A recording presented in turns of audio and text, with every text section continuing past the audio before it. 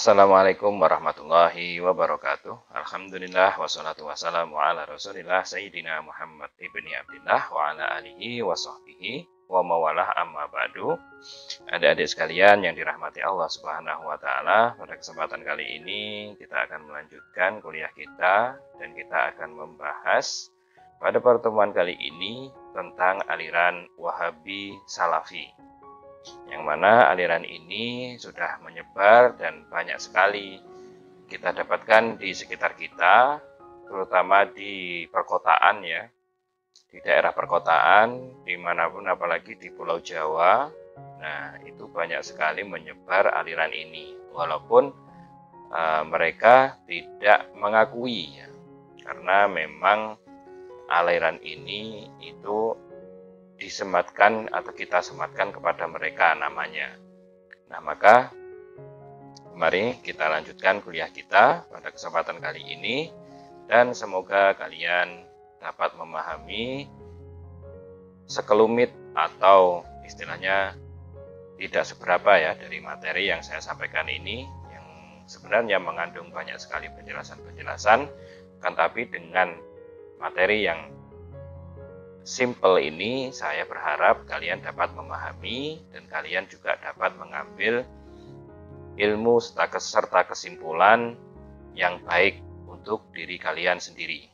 Nah, tidak usah berlama-lama, mari kita lanjutkan kuliah kita pada pertemuan kali ini.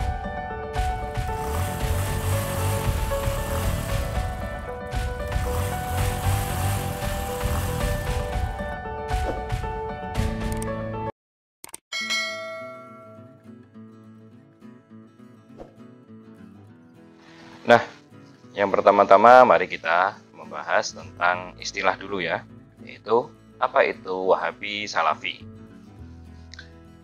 Wahabi adalah nama kelompok yang dinisbatkan kepada nama pendirinya, yaitu Muhammad bin Abdul Wahab, yang wafat tahun 1792 Masehi, dan dia lahir di daerah namanya Uyainah, Najd, Saudi Arabia, kemudian dipakai juga oleh penulis Eropa.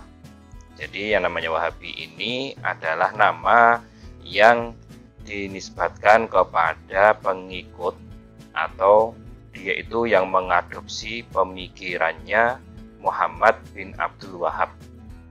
Nah, yang mana Muhammad bin Abdul Wahab ini adalah seorang ahli ilmu, seorang ulama juga. Beliau lahir di daerah Uyainah, Najd. Kalau sekarang Najd itu Riyadh ya, ibu kota Arab Saudi. Nah, Najd, daerah Najd dulu namanya Najd. Nah, beliau ini wafat tahun 1792 Masehi. Yang mana juga Wahabi ini selain disematkan kepada beliau sendiri, dan juga Wahabi ini diistilahkan ya atau dimunculkan juga oleh kakaknya, kakak si Muhammad bin Abdul Wahab ini, namanya Sulaiman bin Abdul Wahab, dalam sebuah kitabnya untuk membantah dan untuk mengkanter ya pemikiran-pemikiran adiknya ini, si Muhammad ini. Nah, kemudian nama Wahabi juga itu dipakai oleh penulis-penulis Eropa yang meneliti tentang berkembangnya sejarah, berkembangnya aliran yang dibawa oleh Muhammad bin Abdul Wahab ini ke berbagai penjuru dunia. Nah, jadi nanti ada istilahnya ciri khas ya. Nah, karena mereka kalau dibilang itu pengikutnya ya enggak mau gitu, disebut Wahabi juga enggak mau. Akan tapi kan kita yang di luar mereka itu kalau udah ngasih istilah juga bingung, dikasih nama apa ini ya, dikasih nama Wahabi itu. Nah, gitulah. Lalu kemudian mereka menganggap dirinya ahlu sunnah yang mengikuti pemikiran-pemikiran Imam Ahmad bin Hambal yang ditafsirkan oleh Ibnu Taimiyah, yaitu nama Ibnu Taimiyah adalah Ahmad bin Abdul Halim yang wafat 728 Hijriah, dan beberapa muridnya yang kemudian ditafsirkan oleh Muhammad bin Abdul Wahab, walaupun hal ini tidak benar sepenuhnya dan secara karakter dapat disebut neo-Khawarij.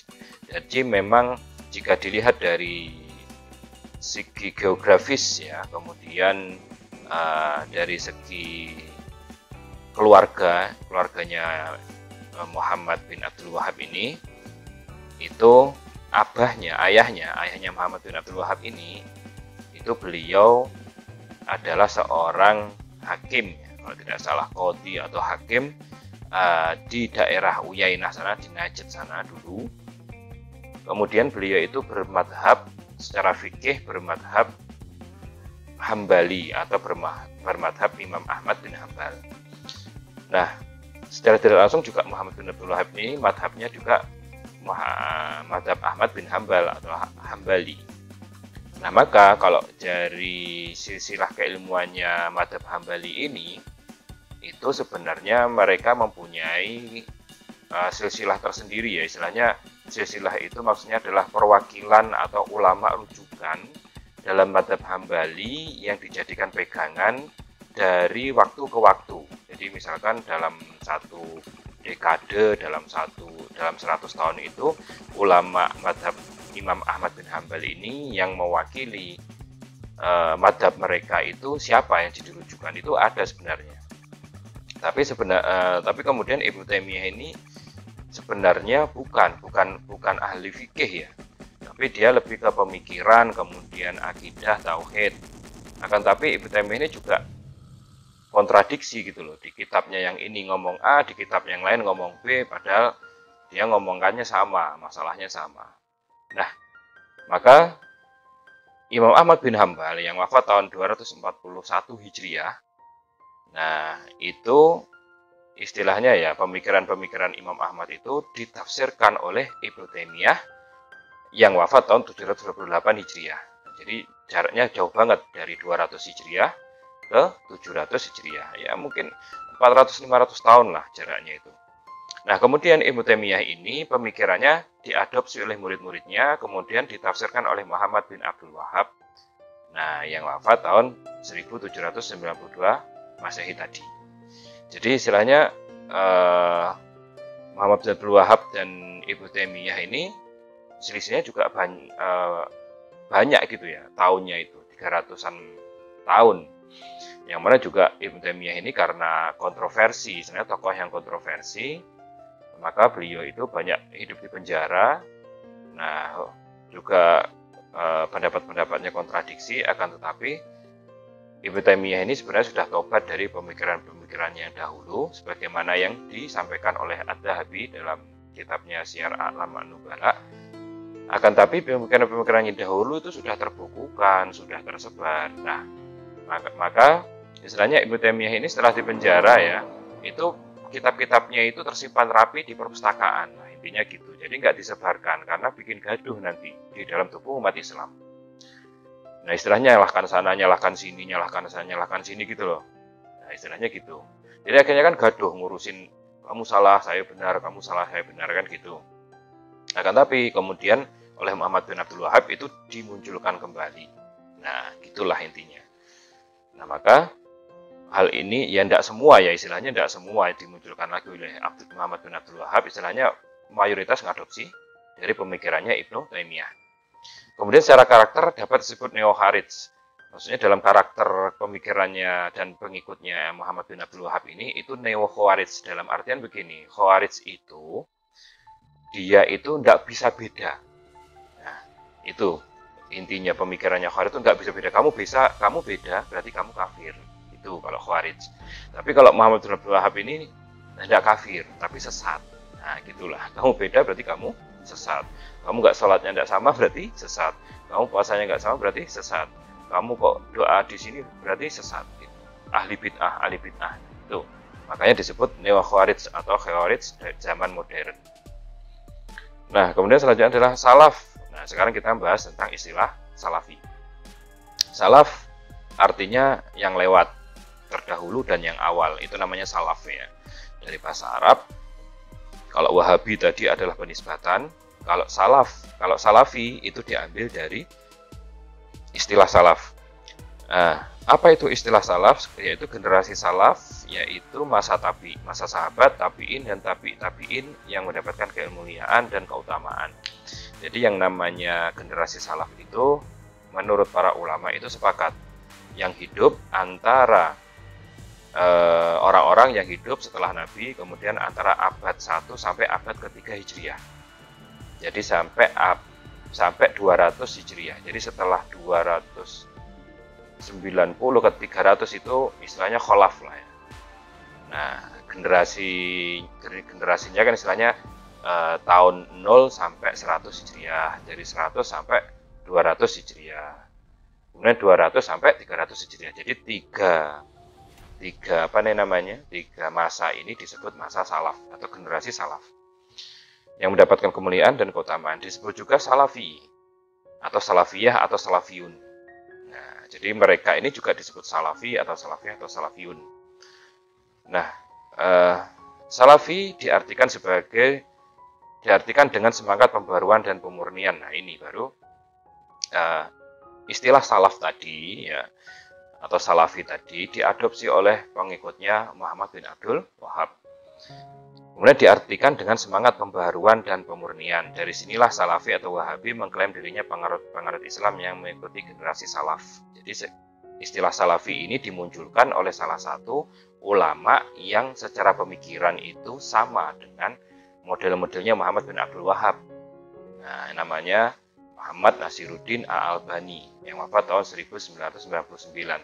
Aslinya orang Albania, kemudian dia menjadi ahli hadis dengan cara belajar otodidak. Nah, itu siapa namanya? Muhammad Nasiruddin Al-Albani. Nah, maka dialah yang pertama kali memunculkan istilah salafi ini. Kalau tidak salah tahun 60-an atau 70-an lah ya, 1970-an itu dia memunculkan istilah salafi ini sebagai pengganti istilahnya istilah wahabi. Nah, itu. Kemudian selanjutnya adalah, sedangkan di Indonesia nama salafi secara khusus mulai populer pada tahun 1995 bersamaan dengan terbitnya majalah Salafi yang dibidani oleh Ja'far Umar Thalib dan kawan-kawannya. Jadi yang mengadopsi pemikirannya si Muhammad bin Abdul Wahab ini, kalau di Indonesia itu adalah salah satunya yang sesepuhnya ya, itu adalah Ja'far Umar Thalib ya. Istilah yang modern ini ya, yang modern pasca kemerdekaan lah ya. Nah, itu yang sekarang masih ada orangnya juga, itu ya Ja'far Umar Thalib dan kawan-kawannya. Kemudian ada namanya Abdul Hakim Abdad, Yazid Abdul Qadir Jawas, dan lain sebagainya. Nah, maka istilah salafi ini secara khusus itu namanya dipopulerkan oleh Ja'far Umar Thalib. Nah, kemudian menurut Syekh Ali Jum'ah ini adalah seorang mufti Mesir ya. Seorang mufti Mesir, mantan mufti agung Mesir. Sekarang beliau tidak jadi mufti lagi, tapi beliau istilahnya yang ngurusi Darul Ifta. Darul Ifta itu adalah sekolahan yang mencetak kader-kader mufti di Mesir. Nah, itu beliau, Syekh Ali Jum'ah. Nama salafi, beliau berpendapatnya, nama salafi untuk mengelabuhi atau merancukan umat Islam bahwa ajaran Wahabi ini tidak bersumber dari Muhammad bin Abdul Wahab, melainkan dari salaf. Juga agar mereka merasa aman dan nyaman dari sorotan masyarakat dalam menyebarkan dakwahnya. Jadi Syekh Ali Jum'ah ini termasuk salah satu ulama kaliber internasional yang mengkampanyekan perlawanannya terhadap pemikiran Wahabi Salafi ini. Nah, itu di Mesir, dan ulama Al-Azhar secara umum semuanya. Ya, jadi kalau kalian nemu kok alumni Mesir itu akidahnya sama Wahabi Salafi, nah itu perlu dipertanyakan. Padahal di sana bunda. Kemudian yang sangat menyerukan juga, kalau sekarang masih hidup tuh Syekh Ali Jum'ah ya, dari Mesir. Kemudian kalau dari Yaman itu ada Syekh Said Ramadan Al-Buti. Beliau sudah meninggal, tapi belum lama meninggal, tahun 2000-an ke atas. Kemudian kalau yang di Yaman itu seperti Habib Umar bin Hafiz atau Habib Ali Al-Jufri. Kemudian kalau dari Saudi itu yang mengkampanyekan tentang dan menentang ya, istilahnya menentang pemikiran Wahabi Salafi ini kalau dari Saudi. Contohnya seperti Sayyid Muhammad bin Alwi bin Abbas Al-Maliki Al-Hasani, yang beliau mempunyai lembaga pendidikan di Rusaifah, Mekah. Nah, beliau adalah salah satu ulama ahli hadis yang sering mengkritik dan mengkanter pemikiran-pemikiran tentang Wahabi Salafi. Nah, jadi istilahnya menurut Syekh Ali Jum'ah ini nama Salafi ini hanya pengelabuan saja gitu loh. Pengelabuan dari si Wahabi ini. Karena istilah Wahabi itu kayaknya ngeri gitu kan. Karena memang sejarah, nanti kita bahas sejarahnya itu memang ngeri. Itu sudah tertulis di berbagai kitab-kitab yang ada di Indonesia, yang ada di dunia akademik. Nah, itu sudah tertulis. Walaupun banyak bantahannya, tapi kejadian itu yang nulis ya ulama yang hidup di zaman itu. Mereka menulis dan mereka mengalami kekerasan yang ditimbulkan oleh kelompok Wahabi Salafi. Kemudian selanjutnya, keunikan gerakan ini tidak membentuk sistem organisasi dakwah secara khusus dan ciri mereka selalu mengkampanyekan takfir atau pengafiran, tasyrik atau pemusyrikan atau tabdi atau pembid'ahan kepada kalangan yang tidak sepaham dengan mereka, sebab ajaran utamanya adalah pemurnian tauhid, takfir, bid'ah, khurafat, ijtihad dan taklid. Jadi memang ya kelompok ini mereka tidak ada sistem organisasi terstruktur gitu ya. Ketua umum siapa, kemudian ROSA misalkan, kayak Muhammadiyah, kayak NU, kayak Wasliyah, kayak Perti, itu tidak ada. Akan tapi mereka itu dakwahnya istilahnya ngeblok gitulah ya. Ngeblok, tapi mereka mempunyai ciri khas yang sama, cirinya itu sama, yaitu istilahnya dikit-dikit mengkafirkan orang, dikit-dikit memusyrikan orang, dikit-dikit membid'ahkan orang. Jadi orang kumpul-kumpul doa bersama bid'ah, orang ke kuburan terus kemudian membaca Quran musyrik gitulah ya. Orang apalagi sholat di masjid yang mepet dengan kuburan dianggap musyrik karena apa? Menyembah kuburan. Itulah istilahnya mereka seperti itu. Yang tidak sepaham. Makanya sebenarnya tujuan mereka itu kan satu, pemurnian tauhid. Tapi ya gitu, pemurnian tauhidnya ngafirkan orang, kemudian mensyirikan orang lain yang tidak sepaham dengan mereka. Nah, itu caranya mereka. Nah, takfir, bid'ah, khurafat, ijtihad dan taklid. Dan mereka tuh kampanyenya juga enggak, jangan taklid, kamu jangan ikut-ikutan gitulah. Taklid itu mengikuti tanpa tahu dalilnya. Ya enggak tahu dalilnya apa. Itu namanya taklid. Nah, mereka enggak setuju, enggak mau. Kita jangan taklid, kita harus tahu Qur'annya apa, hadisnya apa, Qur'annya apa, hadisnya apa. Padahal mereka juga taklid juga gitu loh. Mana ada ustadz selevel mereka itu di sini yang bisa mengambil langsung dari Quran dan hadis, enggak ada. Ngapal aja empot-empotan gitu kan. Nah, ijtihad juga begitu. Mereka menafikan ijtihad. Ijtihad itu menyimpulkan hukum ya. Menyimpulkan hukum dari Quran dan hadis, namanya ijtihad. Itu menyimpulkan hukum, itu yang susah. Makanya yang mampu kayak gitu ya sekalipun Imam Syafi'i, Imam Hambali, Imam Ahmad bin Hambal, kemudian Imam Malik bin Anas, Imam Abu Hanifah, itu yang mampu, orang-orang kayak gitu yang mampu. Kemudian selanjutnya adalah sejarah munculnya. Nah, ini besarnya pengaruh-pengaruh ahli tarekat atau tarekat sehingga kuburan-kuburan syekh tarekat di berbagai daerah ramai dikunjungi demi meminta berbagai macam pertolongan. Jadi istilahnya Muhammad bin Abdul Wahab ini melihat fenomena banyaknya kuburan-kuburan syekh itu dari tarekat. Kalau di sini katakan Wali Songo kayak gitu ya, Wali Songo, kemudian sunan-sunan siapa itu. Nah, kuburan-kuburannya itu sering dikunjungi orang dan orang-orang itu berdoa di situ, meminta berbagai macam pertolongan. Nah, ini menurut Muhammad bin Abdul Wahab ini nggak bener, ini syirik ini kayak gitu. Menurut dia begitu. Nah, ini salah satu faktor munculnya. Nah, sejarahnya seperti itu. Kemudian mereka berdoa tidak langsung ditujukan kepada Tuhan, tapi melalui syafaat atau perantaranya dan adanya praktek-praktek buta otoritas pihak-pihak tertentu dalam masalah keagamaan. Jadi orang-orang yang ziarah-ziarah kubur ini ya, yang apa namanya, dia itu menurut bahasanya Muhammad bin Abdul Wahab ini minta-minta ke kuburan gitulah ya. Nah, itu nggak seneng dia, nggak setuju kayak gitu tuh. Kamu jangan minta-minta langsung minta-minta ke kuburan, minta-minta langsung ke kuburan jangan. Menurut dia nggak boleh gitu loh. Nah, eh, yang namanya berdoa itu menurut Muhammad bin Abdul Wahab ini ya langsung ke Allah. Nah, jangan lewat perantara-perantara itu. Nah, dan adanya praktek taklid buta, istilahnya mereka itu ternyata Muhammad bin Abdul Wahab ini, dia tahunya mereka ini orang-orang awam. Istilahnya sesehnya itu bohong, guru-gurunya itu bohong. Ayo datang ke kuburanku, ramaikan kuburanku, gitulah ya. Ayo mintalah ke aku, kayak gitu. Menurut Muhammad bin Abdul Wahab. Istilahnya makanya dia tuh nggak setuju dengan taklid. Istilahnya kan gini, ayo kita doa di kuburan ya, mereka istilahnya pengikutnya itu ya ikut aja. Nggak ngerti dalilnya, nggak ngerti hadisnya, nggak ngerti landasannya. Nah, menurut Muhammad bin Abdul Wahab begitu. Tapi kenyataannya apa begitu? Ya enggak. Nah, ini kan menurut dia. Menurut Muhammad bin Abdul Wahab, hal tersebut telah merusak tauhid. Nah, hal ini merusak tauhid menurut dia. Maka ia mengecam dan kesal terhadap para ulama yang membiarkan hal tersebut. Nah, tapi kan ulamanya kan diem aja, ya enggak apa-apa.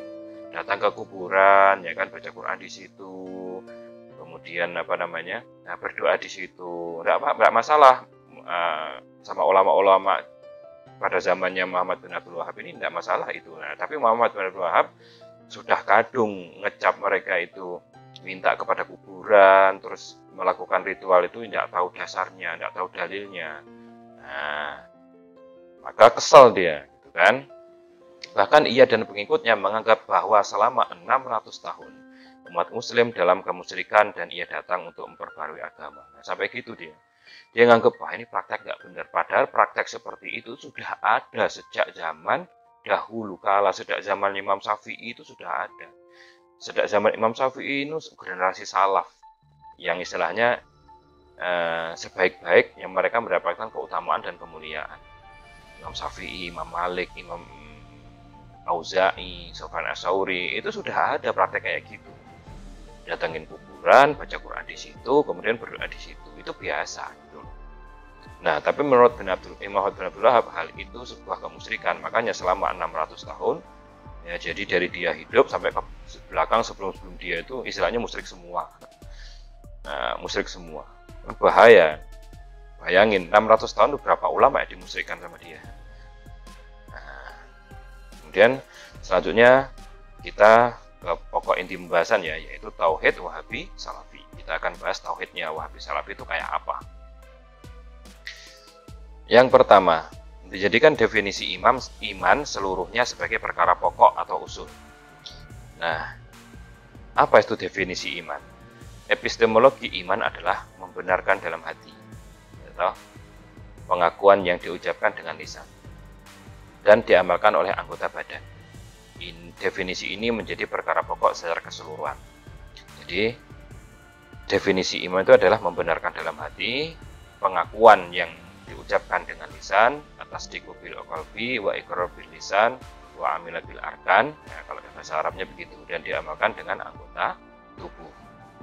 Nah, maka definisi ini menurut mereka itu hal pokok semua. Maksudnya pokok itu ketika cacat satu, ketika nggak ada satu, itu akhirnya apa? Merusak semuanya.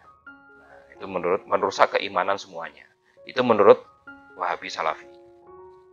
Nah, hal ini berbeda dengan Ahlussunnah atau Asy'ariyah Maturidiyah yang menjadikan pokok iman adalah membenarkan dalam hati, sedangkan pengakuan dengan lisan dan pengamalan anggota tubuh adalah cabang dari iman tersebut. Saya kasih contoh begini. Berarti menurut Wahabi Salafi, ya, menurut Wahabi Salafi ini, bahwasanya orang beriman itu harus satu ikrar, membenarkan dalam hati. Dia harus membenarkan dalam hatinya. Nah, maksudnya membenarkan dalam hati itu gimana? Ya benar-benar membenarkan Tuhanku Allah, misalkan gitu ya. Kemudian nabiku ya Muhammad, aku bersaksi atas asyhadu an la ilaha illallah wa anna rasulullah itu di hati benar-benar diakui gitu, dan dia tidak percaya dengan Tuhan selain Allah. Oke. Kemudian pengakuan yang diucapkan dengan lisan. Nah, diucapkan dengan lisan, istilahnya gimana? Ya, kamu kalau orang Islam, kalau ngaku Allah itu Tuhan, membenarkan dalam hati, otomatis ucapanmu juga jangan sampai menyekutukan Allah gitu loh, menghina Allah, mengingkari Allah dan nabinya, mengingkari kitab-kitab Allah. Nah, gitu ya intinya. Nah, dan diamalkan oleh anggota badan. Nah, juga diamalkan, namanya iman juga diamalkan. Seperti apa ya? Kalau kamu percaya, sudah syahadat, nah kamu juga sholat, gitu loh. Kamu juga harus puasa, kamu juga harus zakat, juga harus haji kalau mampu. Nah, itu menurut Muhammad bin Abdul Wahab. Nah, akhirnya apa? Kalau menurut Asy'ariyah Maturidiyah kan enggak. Iman itu yang penting membenarkan dalam hati, gitu ya. Yang penting kamu membenarkan dalam hati. Asyhadu alla ilaha illallah sedang Rasulullah, bener. Ning ati di hati itu dia tidak mengingkari Allah. Allah adalah satu-satunya Tuhan. Mempunyai utusan Nabi Muhammad, mempunyai malaikat, mempunyai kitab-kitab, mempunyai menjanjikan hari akhir, kemudian qada dan qadar. Nah, itu harus kita yakini dalam hati. Kalau Asy'ariyah Maturidiyah begitu. Kemudian diucapkan dengan lisan ya, walaupun lisannya itu dia seakan-akan ya. Nah, seakan-akan mengingkari Allah dalam keadaan terpaksa kayak gitu ya, dalam ancaman nyawa. Nah, itu dia tidak kafir kalau istilahnya dia pura-pura tidak Islam. Nah, kemudian amilah bil arkan kan cabang. Cabangnya saja, cabang itu dalam artian furu. Cabang itu bukan yang pokok. Istilahnya begini, kamu ngaku Islam, ya toh. Kemudian kamu tidak sholat. Kalau tadi kan harus sholat. Kalau kamu nggak sholat, kamu nggak puasa, kamu tetap Islam, kamu tetap Muslim, kamu tetap mukmin, tapi mukmin yang berdosa. Itulah ya. Sama juga ucapanmu kalau Islam ya yang baik-baik gitu loh. Yang baik-baik. Nah, misalkan kamu berkata kasar, miso, berkata jorok, ya kamu tetap Islam, tapi apa? Berdosa. Atau istilahnya mukmin fasik, mukmin yang fasik, mukmin yang berdosa. Nah, kecuali kalau dalam Asy'ariyah Maturidiyah, kecuali ya kamu nggak sholat, kamu ngakunya Islam, KTP Islam, gitu. Kemudian kamu istilahnya nggak ngakui sholat itu wajib, nah itu baru kamu keluar dari Islam. Sudah ngaku-ngakunya hanya Islam, nggak pernah sholat, dan dia bilang sholat itu kan nggak wajib, ngapain sholat? Nah, itu baru dia kafir, dia keluar dari Islam, murtad, maksudnya begitu. Nah, itulah yang membedakan. Jadi istilahnya kalau menurut Wahabi Salafi, kok ada orang Islam, ya toh, kemudian dia tidak sholat, kafir dia, sesat dia, musyrik lah katakan, kafir dia. Karena apa? Tidak sholat, katanya ngaku Islam. Nah, gitu ya kan, bahaya ini istilahnya. Karena apa? Kita itu di Indonesia berdakwah di berbagai macam kondisi, di berbagai macam kearifan lokal, suku, budaya. Itu kita sedikit-sedikit gitu loh. Islamisasi Nusantara ini sedikit-sedikit. Ada yang kalau orangnya itu nurut-nurut, lembut-lembut, gampang diajak. Nah, kalau orangnya ini wataknya keras, kemudian budaya sudah mengakar, misalnya mereka kita syahadatkan dulu. Kita syahadatkan, kemudian diberi anjuran, jangan zina, jangan mencuri, jangan meminum minuman keras, gitulah ya. Kemudian diajari sholat itu sedikit-sedikit. Ya kadang masih ada yang sholatnya tuh sehari 3 kali toh. Yang penting dia mau sholat dulu. Nah ini kalau Wahabi Salafi ya orang kayak gitu ya kafir, nggak mau sholat kafir. Nah gitulah ya. Inilah perbedaan kita dengan mereka. Kalian menemukan seperti ini, nah itu berarti aliran Wahabi Salafi. Tapi mereka nggak bakal mau ya, atau maunya minimal dinamain Salafi. Selanjutnya adalah 2. Membagi tauhid menjadi 3, yaitu tauhid uluhiyah, tauhid rububiyah, dan tauhid asma wa sifat. Nah ini sebenarnya menjadi inti dari pembahasan kelompok ini ya, karena mereka itu menolak Karena mereka itu membagi tauhid menjadi 3. Nah, ini ya menjadi polemik ini, karena dari zaman Nabi ya sampai zamannya Ibnu Taimiyah yang wafat 728 Hijriah. Kalau sekarang kan 1441 Hijriah. Berarti istilahnya 700 tahun yang lalu. Dari zaman Nabi sampai Ibnu Taimiyah itu tidak pernah tauhid itu dibagi menjadi 3, itu tidak pernah. Itu yang harus diingat yang pertama. Jadi dari dulu ulama ya memahami Quran dan hadis, hafal Quran dan hadis, jutaan hadis, ribuan hadis, dihafal, kemudian dijaga, dibukukan. Tidak ada. Mereka juga memahami. Tidak ada yang berani membagi tauhid itu menjadi 3. Nah, hanya Ibnu Taimiyah kemudian diadopsi oleh Muhammad bin Abdul Wahab. Nah, yaitu tauhid uluhiyah, tauhid rububiyah, dan tauhid asma wa sifat. Ini yang menjadi kunci pembelajaran dari Salafi Wahabi. Kalian dengar siapapun itu mengajarkan tauhid seperti ini, nah itu adanya Wahabi Salafi. Itu tidak sama, mesti kamu disirikan. Nah, kamu sirik, kamu sesat, gitu ya. Nah, kemudian selanjutnya adalah ia dan pengikutnya harus berhadapan dengan realitas kemapanan tradisional ulama-ulama dalam akidah dan syariah. Ya, dia pasti berhadapan. Nggak pernah dibagi kok tauhid itu.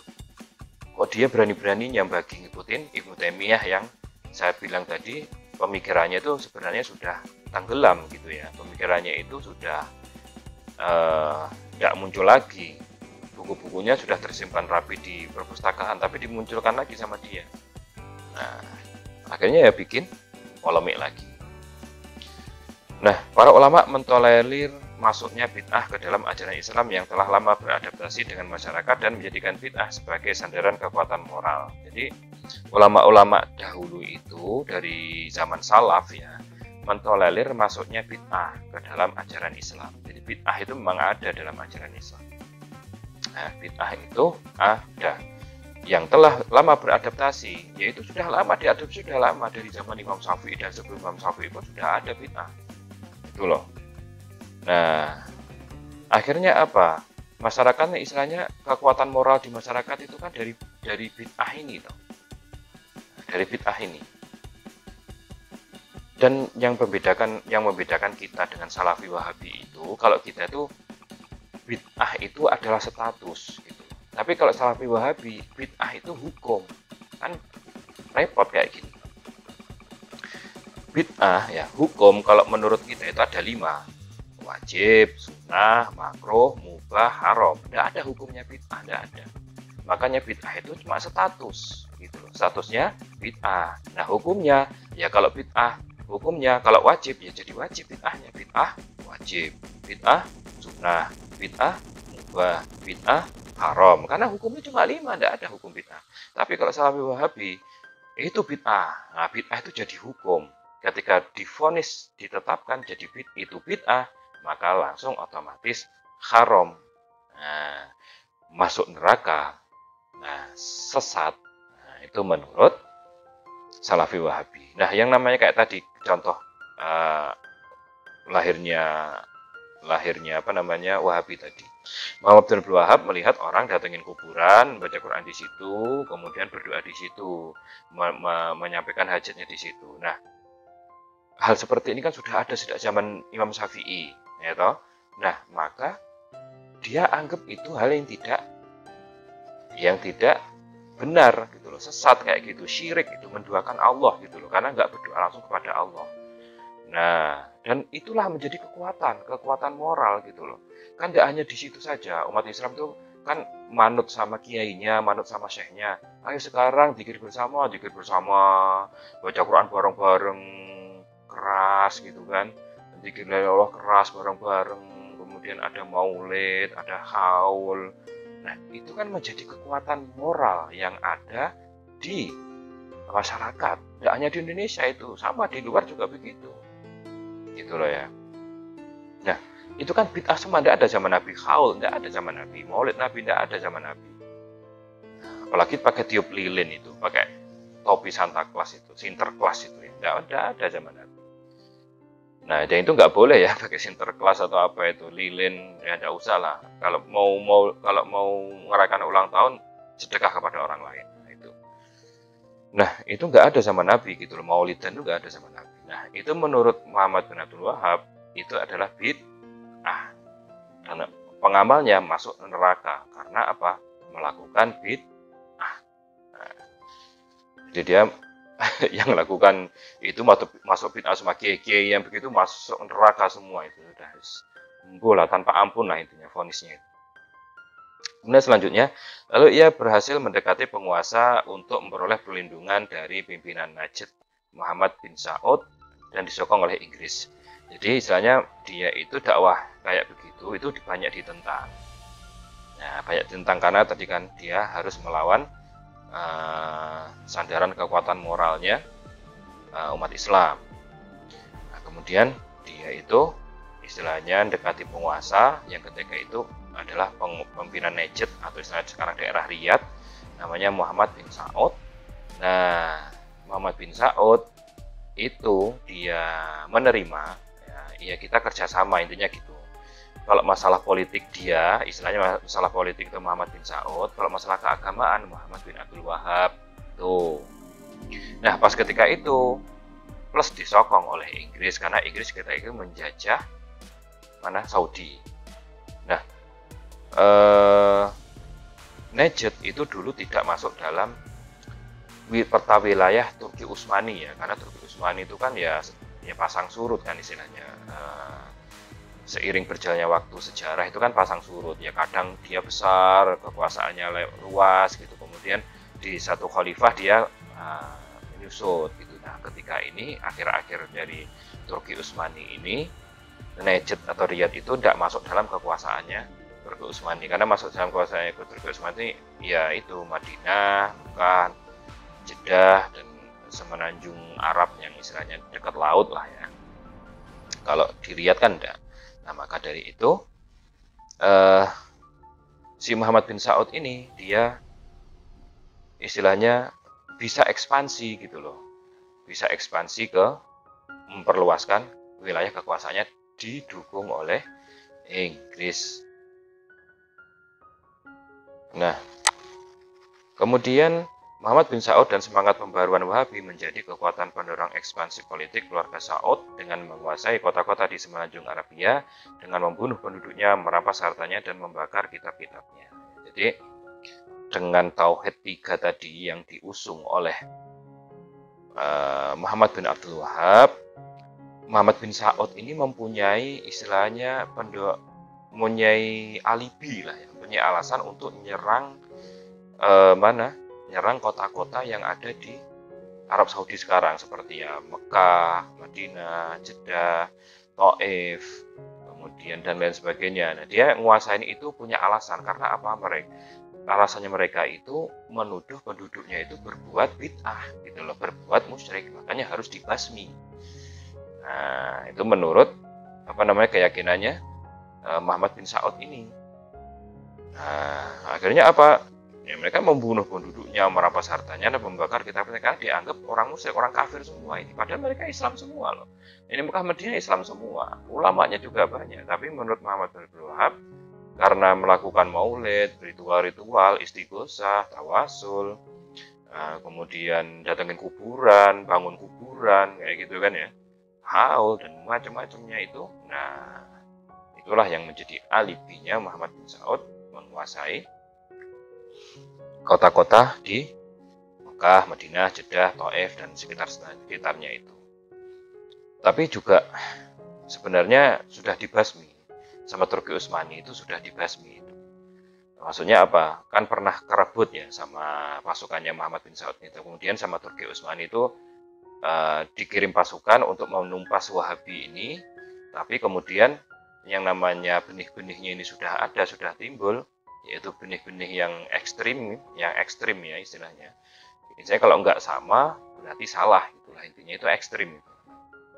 Apalagi menghalalkan darah. Nah, akhirnya apa? Si Muhammad bin Abdul Wahab dan pengikut-pengikutnya ini dia tetap hidup gitu, pemikirannya tetap hidup. Nah, sampai lahirlah kerajaan Saudi Arabia yang ada sekarang.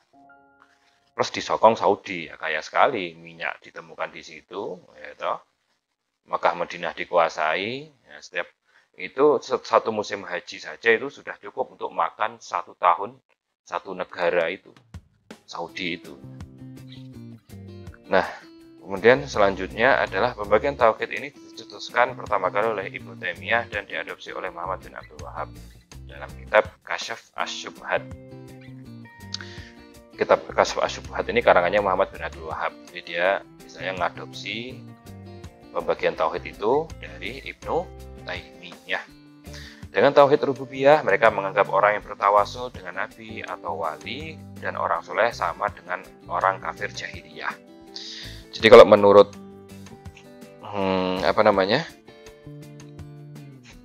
menurut Wahabi, orang yang dia itu harus mempunyai tauhid tadi ya, tauhid uluhiyah, rububiyah, asma wa sifat. Nah, kalau dia tauhidnya uluhiyah dan asma wa sifat, tapi tidak bertauhid rububiyah misalkan kayak ini kan.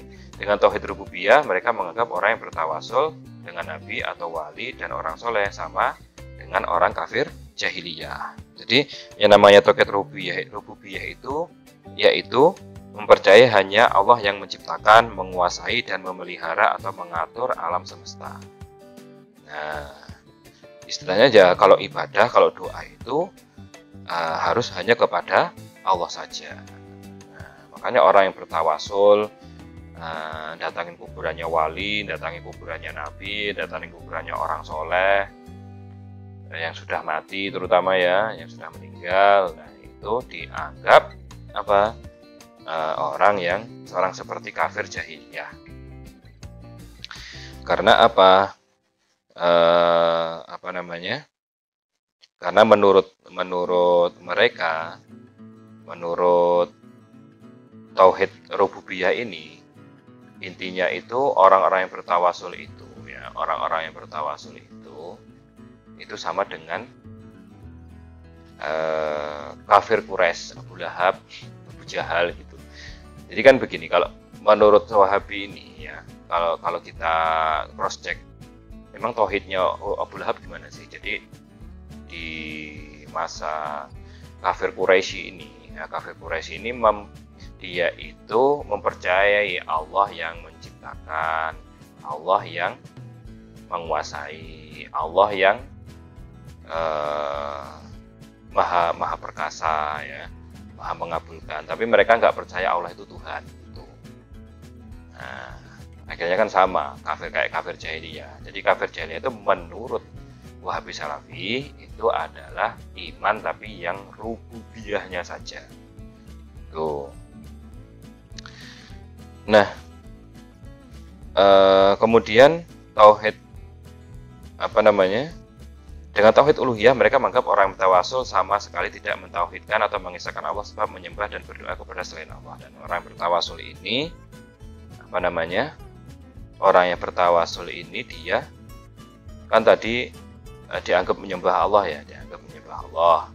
Nah, kalau yang rububiyah tadi, karena yang rububiyah tadi istilahnya dia meyakini selain Allah itu punya kekuatan. Itulah. Kalau rububiyah itu kan Allah yang maha menciptakan, maha menguasai, maha besar, maha kuat. Berarti kalau kamu berdoa kepada selain Allah, berarti mengakui adanya kekuatan selain Allah yang dapat mengabulkan doamu. Gitu loh. Nah, kalau uluhiyah itu menganggap orang yang tawasul itu tidak mentauhidkan Allah, ya orang yang menduakan Allah. Sebab dia menyembah dan berdoa selain kepada Allah. Padahal orang bertawasul itu tidak menyembah kepada Allah. Tidak berdoa kepada selain Allah. Tidak. Orang bertawasul itu, adalah berdoa, ya toh, berdoa atau menghadap Allah. Kita ya menghadap kepada Allah dengan membawa sesuatu yang dicintai Allah. Itu ada hadisnya. Nabi SAW itu pernah menyuruh seseorang sahabat untuk berdoa. Nah, doanya begini. diajarkan oleh Nabi. Allahumma inni atawajjahu ilaika bi Muhammadin atau ilaika bi nabiyika sallallahu alaihi wasallam nabi rahmah. Ya Allah, aku menghadap kepadamu dengan nabimu, nabi yang penuh rahmat. Maksudnya dengan nabimu itu kan dengan kedudukan nabi gitu loh. Ya Rasulullah, wahai Rasulullah, inni atawajjahu bika ila rabbi liyaghfirali dunubi. Allahumma inni as'aluka bihaqqihi an taghfirali dunubi. Wahai Rasulullah, sungguh denganmu aku menghadap Tuhanku supaya mengampuni dosa-dosaku. Ya Allah, sesungguhnya aku memohon kepadamu dengan hak Nabi agar engkau mengampuni dosa-dosaku. Jadi tawasul itu bukan meminta atau mengakui selain Allah dapat mengabulkan doa, enggak. Bukan meminta kepada selain Allah, enggak. Tapi apa? Berdoa mengharap kepada Allah dengan membawa sesuatu yang dicintai Allah. Oh, ini beda jauh loh ya. Ini baru tawasul saja ini. Nah, akhirnya apa? Karena anggapan yang salah inilah mereka menuduh kita sebagai orang-orang yang ahli kubur, penyembah kubur, tawaf di kubur. Itu baru masalah tawasul, belum tabaruk. Nah, tabaruk itu istilahnya mengambil berkah, mengambil kebaikan dari Allah Subhanahu wa taala lewat apa? Ya, lewat perantaranya. Perantaranya banyak. Perantaranya itu banyak. Nah, bisa apapun itu, kecuali hal-hal yang najis. Gitu ya. Kemudian dengan selanjutnya adalah dengan tauhid asma wa sifat, mereka menganggap takwil pada ayat-ayat Al-Quran dan hadis mutasyabihat merupakan penyimpangan dan sesat menyesatkan. Nah, kita bahas pada segmen sendiri ini ya. Jadi tauhid asma wa sifat itu bahwasanya artinya menetapkan seluruh nama dan sifat Allah sesuai yang ada dalam Al-Quran dan hadis, tanpa pengubahan, tanpa peniadaan, tanpa penggambaran, dan tanpa penyerupaan. Nah, jadi Allah itu mempunyai nama dan punya sifat, intinya begitu menurut Wahabi Salafi. Tapi ingat ya, kita Ahlussunnah wal Jamaah Asy'ariyah Maturidiyah tidak pernah membagi tauhid itu menjadi 3. Karena konsekuensinya ini nanti. Kalau dia itu misalkan dia ini kelakuannya ini atau amalannya ini masuk rububiyah atau uluhiyah atau asma wa sifat ini. Nah, akhirnya gitu nanti. Kalau enggak rububiyah apa? Sesat. Walaupun sudah uluhiyah. Ya, kalau dia rububiyah tapi tidak uluhiyah ya sesat juga. Ya, harus semua. Nah, ini tidak ada. Jadi yang namanya tauhid itu mutlak ya, tidak ada pembagian-pembagian. Kemudian selanjutnya adalah menolak takwil atau mengalihkan arti lafaz ayat-ayat mutasyabihat. Nah, kita bahas tentang penolakan takwil dari Wahabi Salafi. Nah, ayat mutasyabihat adalah ayat yang dalam bahasa Arab mempunyai 2 makna atau lebih sehingga belum diketahui makna yang dimaksud. Jadi istilahnya ayat mutasyabihat itu ayat-ayat yang kosakatanya di dalamnya itu ya, ayat yang kosakatanya itu mempunyai 2 makna atau lebih. Jadi di antara kosakata dalam satu ayat itu atau kata-katanya dalam ayat itu, sebuah ayat itu artinya dalam bahasa Indonesia kalau mau diartikan itu banyak, gitu loh. Terus tidak ngerti yang dimaksud Allah yang mana, kan kita nggak tahu juga yang dimaksud Allah yang mana kan. Nah, Allah hanya melafadzkan itu, gitu loh. Allah hanya berfirman itu maksudnya. Nah, maka ayat dalam Al-Quran itu ada 2, muhkamat yang pasti, yang ayat-ayatnya itu artinya pasti itu, nggak ada penafsiran lain. Tapi kalau mutasyabihat itu ada 2 makna atau lebih. Nah, selanjutnya Wahabi Salafi menolak takwil, sebab takwil adalah bentuk taktil atau peniadaan lafaz dari makna dan tahrif atau penyelewengan. Mereka mengartikan takwil dengan tafsir baik sesuai tekstualnya atau tidak dan menyingkap hakikat dari ayat. Jadi Salafi Wahabi ini tidak mau takwil. Kalau kita Asy'ariyah Maturidiyah itu tahu, harus, bahkan kalau diperlukan harus ditakwil. Takwil itu kan mengalihkan arti lafadznya. Karena apa? Ini artinya banyak. Kalau diartikan yang ini saja, terus yang ini gimana? Yang ini lagi gimana? Nah, gitu ya. Maka menurut Salafi Wahabi, takwil itu bentuk peniadaan lafadz dari makna. Istilahnya artinya sebenarnya yang ini kok jadi yang ini. Jadi kamu kan seakan-akan buang artinya itu. Dan penyelewengan itu menurut dia. Makanya takwil versinya Salafi Wahabi itu adalah tafsir. Tafsir itu menjelaskan, ya, menafsiri, baik sesuai tekstual atau tidak, dan menyingkap hakikat dari ayat. Nah, inilah dia tuh menolak takwil yang artinya mengalihkan arti lafaz. Nah, misalnya takwilnya Asy'ariyah dan Maturidiyah itu tidak mau mereka. Mereka juga menolak arti tafwid. Nah, tafwid itu menyerahkan makna pada yang dikehendaki Allah dan berkata ini adalah perbuatan bid'ah yang menyimpang dari garis akidah salaf. Jadi orang Salafi Wahabi ini tidak mau tafwid. Padahal tafwid ini adalah cara memahami ayat-ayat mutasyabihat versi salaf. Nah, tapi mereka tidak mau. Nah, tafwid ini kan menyerahkan makna. Jadi contohnya begini, kalian baca ayat ya. Kemudian istilahnya ayat itu ambigu. Ambigu dalam artian artinya yang mana sih? Terus kita bilang gini, tafwid itu ya enggak tahu, saya enggak mau mengartikan ayat ini, yang tahu hanya Allah. Tapi dia enggak, kayak gini enggak mau, enggak boleh sama Salafi Wahabi, enggak bisa itu. Katanya ini adalah perbuatan bid'ah, yang kayak gitu perbuatan bid'ah. Menyerahkan makna yang dikehendaki kepada Allah itu adalah bid'ah yang menyimpang dari garis akidah salaf. Enggak kualik dah. Justru dia yang istilahnya apa? Berbuat bid'ah dan menyimpang. Nah, inilah hal-hal inilah yang menyebabkan mereka menjadi mujassimah dan musyabihah, tapi malu-malu untuk mengakuinya. Jadi kalau sisi Wahabi Salafi ini ya, dia itu akhirnya dengan kekeh tidak menerima takwil dan tafwid, tapi menerima takwil yang artinya tafsir dan menyingkap hakikat dari ayat. Akhirnya mereka terjebak menjadi mujassimah. Mujassimah itu orang yang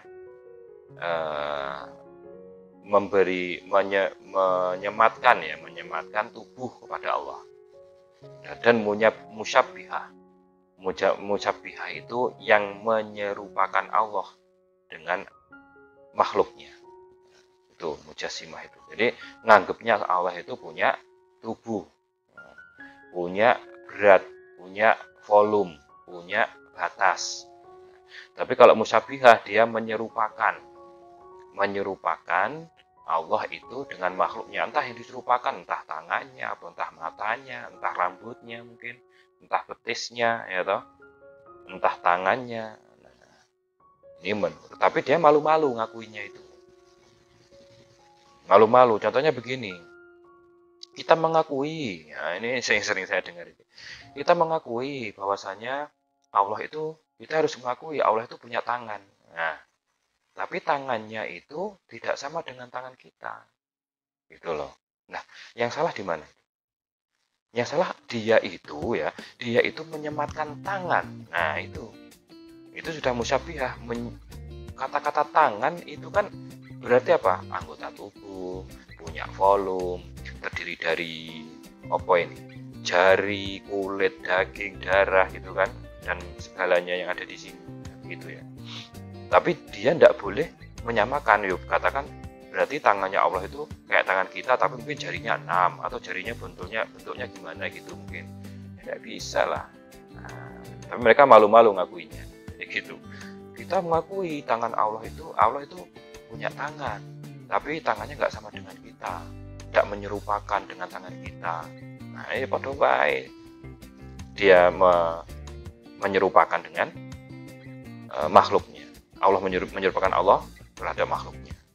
Allah Subhanahu wa taala zat yang maha tinggi dan maha mulia meletakkan telapak kakinya pada neraka sehingga membuatnya berkerut seperti berkerutnya daging, dan berkata, neraka mengeluarkan suara, qattun qattun wa biizzatika, cukuplah dengan kemahamuliaanmu. Saksi bahasan kita adalah Allah Azza wa Jalla di sini punya telapak kaki, berarti ada sifat fisiknya Allah. Selain fisik, tangan, kaki, mata, wajah, semua itu disebutkan Allah Azza wa Jalla punya. Selanjutnya ayat mutasyabihat tidak boleh diambil makna dohirnya. Ini menurut kita ya. Ahlussunnah wal Jamaah Asy'ariyah Maturidiyah itu berpendapat bahwasanya ayat mutasyabihat tidak boleh diambil makna dohirnya atau tekstualnya, sebab akan mengantarkan kepada tasbih, penyerupaan Allah terhadap makhluknya, dan tajsim, menganggap Allah mempunyai anggota tubuh. Nah, contoh yad diartikan tangan, tidak boleh. Yad diartikan tangan. Padahal secara kalau kalian lihat di kamus, yadun itu ya artinya tangan. Tapi sama Asy'ariyah Maturidiyah itu penafsirannya dua tadi. Tafwid atau takwil. Kalau tafwid, misalnya begini, kan menyerahkan maknanya kepada Allah ya tafwid. Ditanya, yad itu apa? Ya tidak tahu. Allah yang lebih tahu. Nah, kita meyakini ayat itu, bukan meyakini yadnya. Tapi kita meyakini ayat itu ada, di surat ini ada, tapi artinya apa? Aku tidak tahu. Allah yang tahu, itu namanya tafwid. Nah, atau kalau yang takwil ya, yang takwil itu ditanya yad artinya apa? Yad itu artinya secara tekstual tangan, tapi tidak boleh dia bilang yad itu artinya menguasai, menduduki, misalnya begitu ya, menguasai, kan beda lagi tuh menguasai. Nah, jadi istilahnya dia itu kalau takwil tadi kan mengalihkan arti lafadz kepada arti yang lain, kepada makna yang lain. Kemudian ada kata-kata istawa diartikan bersemayam. Namanya bersemayam itu kan duduk, ya toh. Jadi istilahnya Salafi itu bilang gini, kita meyakini Allah itu bersemayam, tapi semayamnya tidak seperti semayamnya kita. Loh, iya, bersemayam tidak seperti semayamnya kita. Kita itu kan duduk, ya toh. Yang mesti apa? Pasti ada benda yang diduduki, ya toh, punya pantat, ya kan? Kemudian pantatnya nempel kepada yang diduduki. Ya namanya duduk kan pasti nempel, ada yang duduk nggak nempel. Nah, kemudian duduk itu bertumpu kepada benda di bawahnya. Berarti Allah itu butuh kepada makhluknya, ya toh, butuh buat duduk, berarti punya pantat Allah kan. Gitu loh istilahnya. Walaupun istilahnya dia ngomongnya ya tidak boleh menyerupakan dengan kita, ya maka tidak bisa tetap. Kalau diartikan bersemayam, otomatis gambarannya seperti itu. Punya pantat, nempel pantatnya, gitu kan.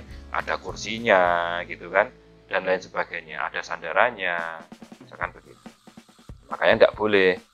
Makanya yang namanya istawa itu kalau ditakwil, namanya artinya. Kalau kita tadi kayak tadi, istawa artinya apa? Kalau Asy'ariyah Maturidiyah ngomongnya, ya tidak tahu, kita serahkan kepada Allah artinya. Nah, gitu. Wajah diartikan wajah, padahal kalau kalian di kamus wajhun itu ya artinya wajah. Berarti kalau disematkan kepada Allah, Allah punya wajah. Kalau Salafi kan dibilangnya mesti gini, ya kita meyakini Allah itu punya wajah, tapi wajahnya nggak sama dengan kita. Ya terus piye pada? Kalau ada wajah, kalau kita tuh ngomong wajah, di situ berarti ada hidungnya, ada matanya, ada bibirnya, ada giginya, ada bulunya, ada alisnya, dan lain sebagainya. Dan itu tidak boleh, haram seperti itu kita menafsiri ayat seperti itu, apalagi ini ditujukan kepada Allah. Itulah Salafi Wahabi itu seperti itu. Kemudian menolak kalam nafsi. Nah, ini pada Al-Qur'an kalau kita itu kalau kita itu membahas ya, atau flashback ke mana video penjelasan saya tentang Asy'ariyah Maturidiyah, itu ada kalam nafsi ya.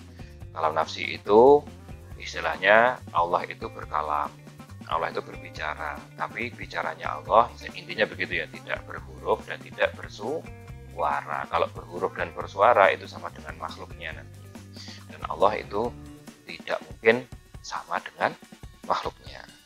Nah, maka dia kalau menurut Salafi Wahabi dia menolak kalam nafsi, dan mereka meyakini bahwa kalamullah itu berupa huruf dan suara, serta menganggap apa yang tertulis dalam Al-Quran adalah murni kalam Allah berupa huruf dan rangkaiannya. Jadi rangkaian huruf yang ada di Al-Quran itu menurut Salafi Wahabi itu murni kalamullah.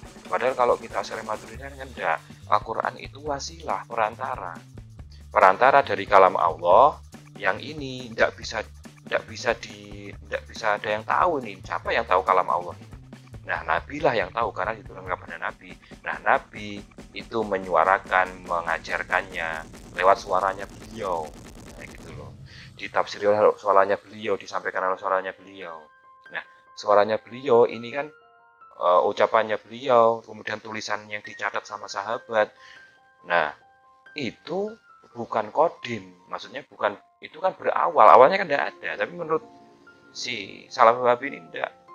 Murni kalam Allah berupa huruf dan rangkaian itu murni kalam Allah. Nah, itu. Nah,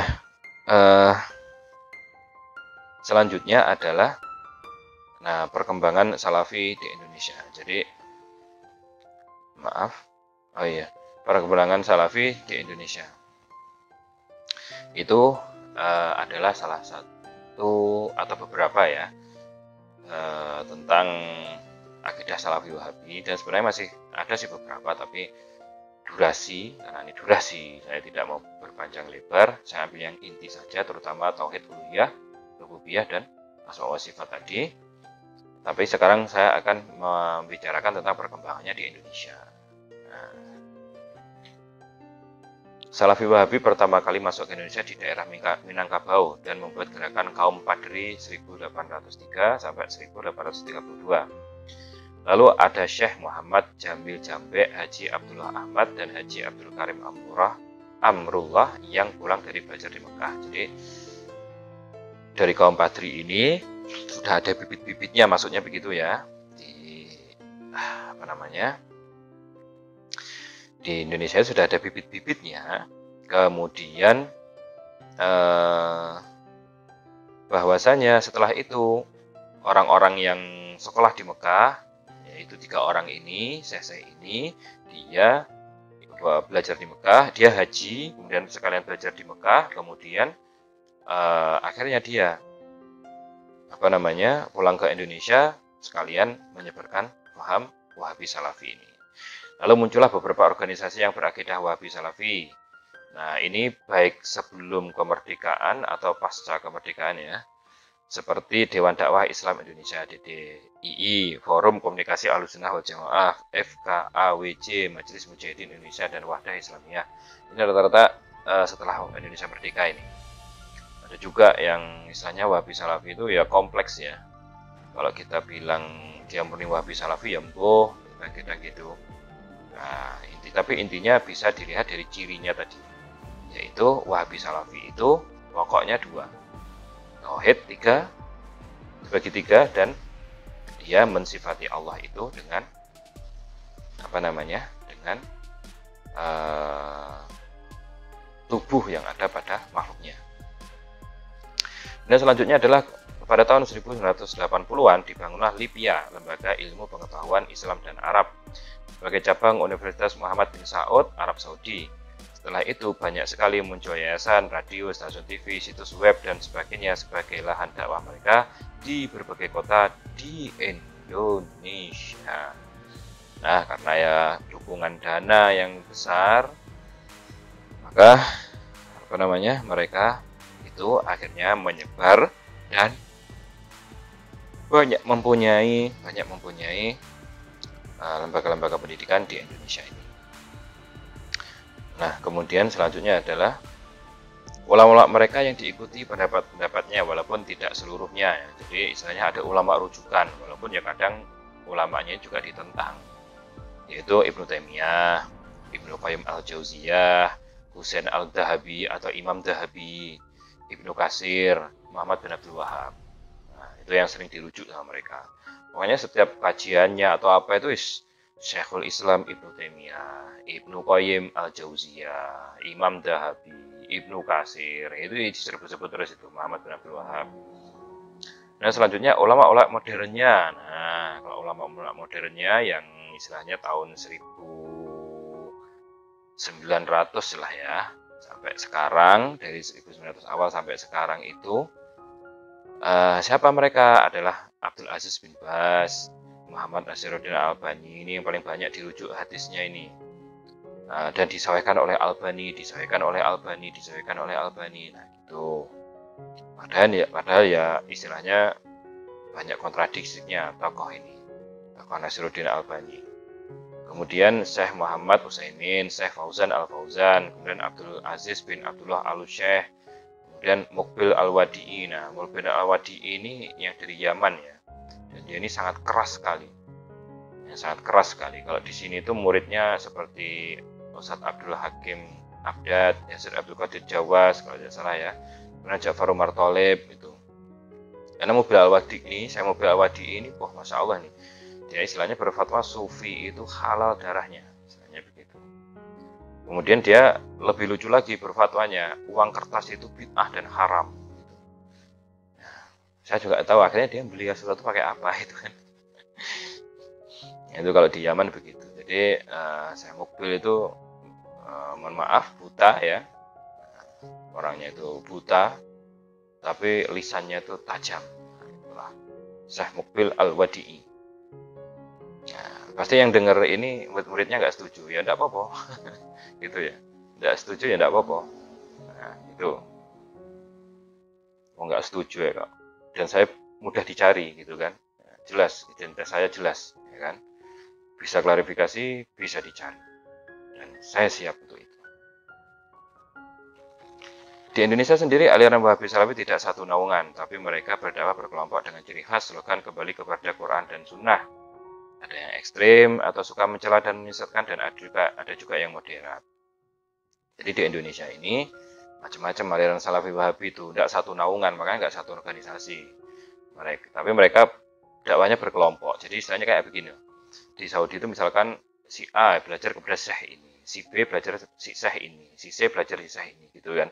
Pulang ke Indonesia. Nah, mereka tuh didanai semua. Mereka diharuskan dakwah Indonesia itu punya tempat gitu loh. Jadi Syekh A nyumbang uang segini, dana segini, kemudian bangun apa? Yang ini bangun TV, yang ini bangun radio, yang ini bangun yayasan misalkan gitu. Tapi mereka itu secara akidah sama gitu kan. Yang diajarkan ya hampir sama. Ya dikit-dikit bid'ah gitu ya, dikit-dikit kafir, sesat gitulah. Nah, tauhidnya juga begitu. Terus dia itu menyifati Allah dengan istilahnya tajsim dan tasbih tadi, menyerupakan dan menganggap Allah itu seperti makhluknya. Nah, gitulah intinya. Nah, tapi mereka tuh tidak bisa akur ini gitu loh. Saya kayak hampir-hampir rebutan jamaah mungkin gitu lah. Rebutan jamaah lah ya. Karena istilahnya begini.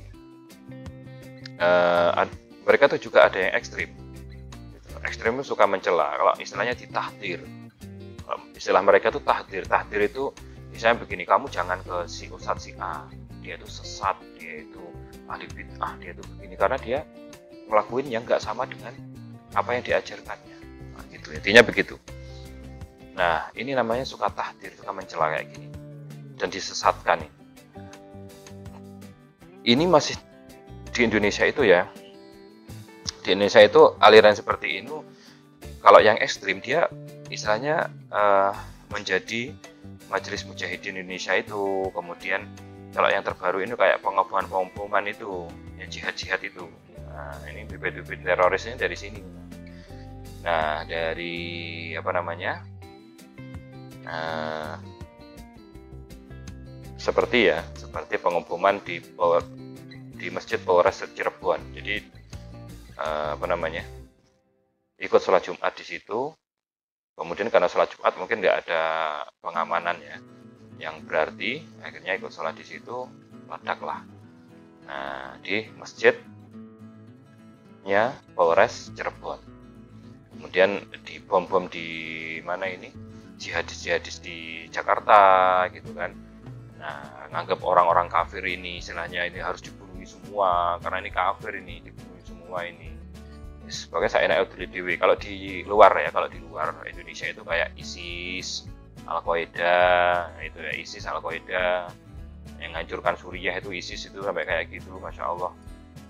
Nah, dan masih ada juga orang Indonesia itu yang istilahnya berangan-angan gitu ya, mendirikan negara khilafah Islamiyah berdasarkan syariat Islam, yang mana itu istilahnya untuk sekarang mungkin belum bisa gitu. Dan dia memaksakan itu, ya hancur tetap. ISIS ya hancur tetap, Irak ya hancur lebur kayak gitu, Suriah begitu, masya Allah. Dan kalau kita tahu ini sangat ada juga yang moderat itulah, ada juga yang moderat itu istilahnya, yang moderat itu dia menghargai orang lain, moderat itu intinya. Jadi istilahnya aku ya bertauhid 3 itu gitu kan, karena pahamnya ya itu gitu loh, tapi dia nggak menyalahkan yang lain. Yes, monggo lah kamu begitu. Nah itu namanya moderat kayak gitu. Nah kemudian kesimpulan, aliran Wahabi Salafi pada dasarnya adalah aliran fundamentalis dengan slogan-slogannya yang menunjukkan pemikiran yang sempit dan kaku. Jadi mereka itu menafsiri segala sesuatu itu sempit dan kaku, tekstualis, sempit, kaku, tidak mau komparasi dengan hadis lain, dengan ayat lain, kemudian disimpulkan. Otomatis kalau mengkomparasikan itu kan ya harus misalnya butuh diskusi, butuh masukan kan gitu. Belum tentu yang kita diskusikan, yang kita ambil kesimpulan itu benar gitu. Takutnya ada yang keliru ya, makanya diskusi. Dia tidak mau gitu, makanya dia sempit, kaku. Kalau gini ya A, kalau nggak A salah. Ini B, nggak B salah. Titik. Dan yang tidak sama dengan kita sesat, ahli bid'ah, di neraka. Dia kira panitia surga apa? Surga mbak ya apa? Nah, gitu kan. Enak sekali ngomongnya. Ajaran mereka yang mudah membid'ahkan, menyesatkan, mensyirikkan, dan vonis lainnya bagi yang tidak sama dengannya berakibat vonis tersebut juga disematkan pada golongannya sendiri. Jadi akhirnya begini, dengan golongannya sendiri pun begitu dia. Nah, dengan golongannya sendiri pun begitu, disesatkan juga, gitu, dibid'ahkan juga. Nah ini juga bahayanya tauhid uluhiyah, rububiyah, pembagian tauhid tadi ya. Bahayanya tuh ini juga, menganggap non-muslim sekalipun lebih bertauhid daripada orang Islam yang bertawasul dan minta syafaat kepada Allah dengan perantara wali dan orang-orang soleh. Nah, berdasarkan tauhid rububiyah. Yang kedua juga mensyirikan orang Islam melakukan istighosah, tabaruk, tawasul dengan para nabi, wali dan orang soleh berdasarkan tauhid uluhiyah. Kemudian memahami ayat-ayat dan hadis-hadis mutasyabihat, khususnya yang berkaitan dengan sifat-sifat Allah dengan makna lahiriahnya, dan terjebak dalam paham tajsim yang menganggap Allah berjisim seperti makhluk. Nah, inilah yang menjadi poin penting kita dalam pertemuan kali ini, dan sebenarnya masih banyak yang kita bahas, tapi saya fokusnya ke 2 poin tadi, itu masalah pembagian tauhid dan masalah penafsiran yang lahiriah saja, yang tekstualis saja.